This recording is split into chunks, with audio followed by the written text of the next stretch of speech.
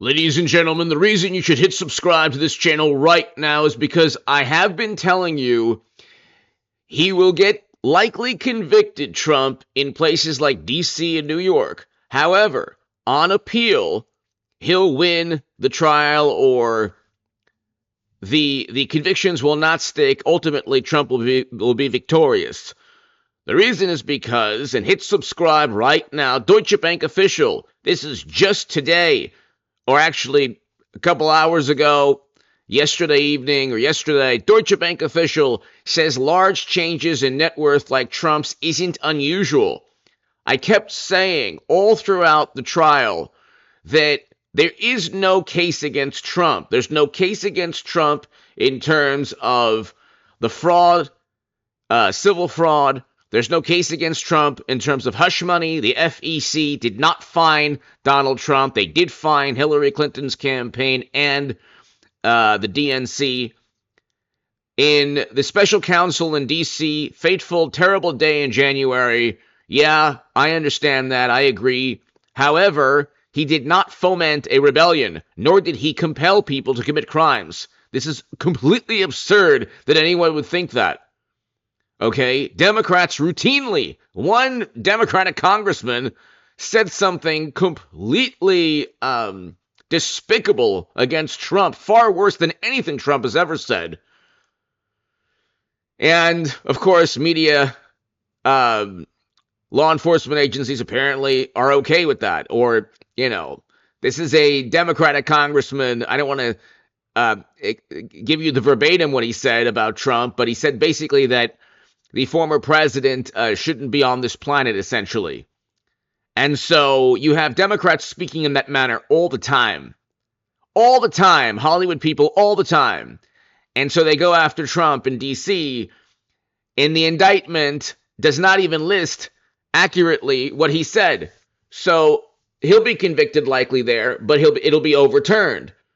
The Supreme Court routinely overturns corruption convictions, for example, where there's politics involved. Then you have the classified data trial, just recapping all the trials, and that's might be postponed until after 24.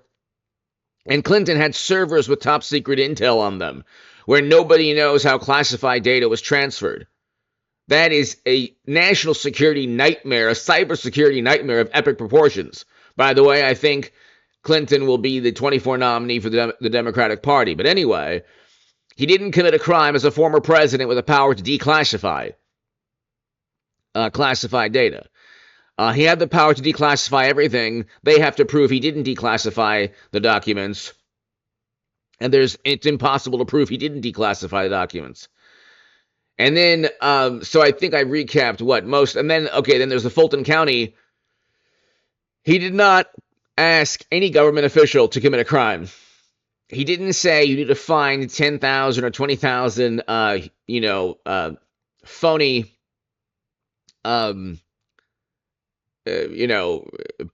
people to just go ahead and commit crimes. He didn't say that. The transcript actually ends with the Secretary of State of Georgia stating, "Thank you, Mr. President."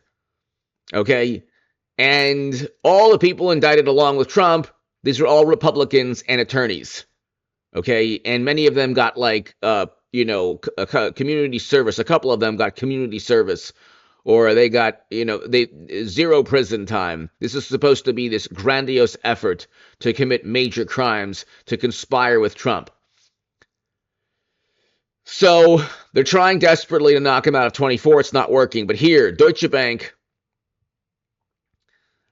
this is, I gave you kind of a recap and hit subscribe to this channel of all the different trials and why they'll all be either overturned on appeal or he'll get convicted and then just be, the convictions will be overturned by the Supreme Court or by state Supreme Courts. But you look at Deutsche Bank, you cannot commit a crime if Deutsche Bank says it's not unusual. Okay, here you go. Here you have another article stating that, well, you know what? Not that big of a deal. He didn't commit a crime inflating his bank statements because If you look, here's the statement. I think we expect clients' provided information to be accurate. At the same time, it's not an industry standard that these statements be audited. They're largely reliant on the use of estimates. And so what they did was eventually Trump's financial statement said he was $5.8 billion in worth. The bank adjusted that down to $2.5 billion. You can look them up. Right now it's $3 billion, they say, net worth. Okay, the bank had no problem with Trump.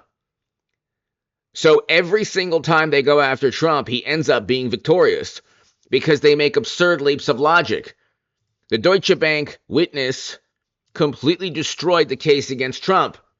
You cannot state that he inflated his net worth and committed fraud when the bank itself says, nah, it's no big deal. Okay, it's kind of like the Bureau during the Durham probe, when the Bureau officials said, oh yeah, it's not a big deal that these people were lying to us about Trump. So that was a different story. But here you're doing business and Deutsche Bank is actually making money. There you had government officials who had it in for Trump, and they were protecting individuals who gave them a pretext to investigate Trump. Here you have banks, lenders, Deutsche Bank in particular, giving Trump billions of dollars, billions upon billions of dollars, billions upon billions of dollars. And New York prosecutors want people to think that Trump duped the naive, impressionable bank. That did not happen. That, of course, did not happen. Okay? That, of course, did not happen. And you have a situation, ladies and gentlemen, where they're going after Trump to try to knock him out of 24. It's not going to work. They're hoping the Republican Party says, oh, we're not going to have anyone indicted of a crime or potentially going to prison. That the Republican Party would cease to exist, essentially cease to exist when the Republican Party would essentially cease to exist if, for example, they did not allow Trump to run in 24 and then picked, Chris Christie. They would lose by 20 million votes. Okay, Trump is the only reason that Republicans have a chance, because we had record low poverty with Trump. We did not have the international and foreign policy chaos that we see now with mashed potato brains, our president. So we did have record low poverty. This is a fact. Every demographic group had record low poverty. And then you have people on the left who have this very warped sense of morality. So good things happened under Trump, but he says mean things. So then that just, erases all the wonderful economic data. And then they say, well, we had good. Yeah, the economy, the GDP is up, but you're looking at real wages for the past couple of years since Biden took office. You're looking at inflation and interest rates. Interest rates are through the roof. People can't buy homes now. So people they look at the headline and they don't really see. Democrats look at headlines because they run on public relations, purely public relations. That's why Jimmy Kimmel and Stephen Colbert and all of these late night comedians have to work 24/7, or at least at night they have to work bashing Trump. And then the New York Times, Washington Post, MSNBC, CNN, The Atlantic, pretty all of Hollywood try to tear down Trump during the day.